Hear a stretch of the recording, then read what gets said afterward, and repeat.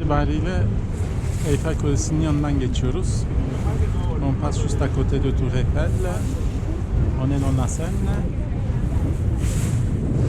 On voici les alentours. Etrafı şöyle bir göstereyim. Arkamda insanlar var. Onları çekmek istemiyorum. Onun için önümü gösteriyorum.